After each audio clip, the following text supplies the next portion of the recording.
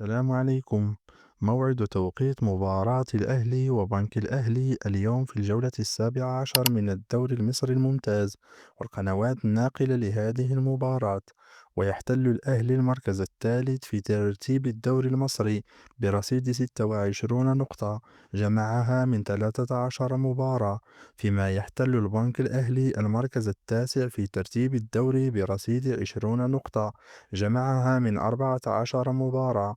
وسيحتضن ملعب استاد القاهرة الدولي هذا اللقاء بين الأهلي والبنك الأهلي اليوم الثلاثاء 3 فبراير 2026 في حدود 7 مساء بتوقيت المغرب والجزائر وتونس، 8 مساء بتوقيت مصر، 9 مساء بتوقيت مكة المكرمة. وستنقل هذه المباراة على قناة أون سبور بتعليق بلال علام إن شاء الله.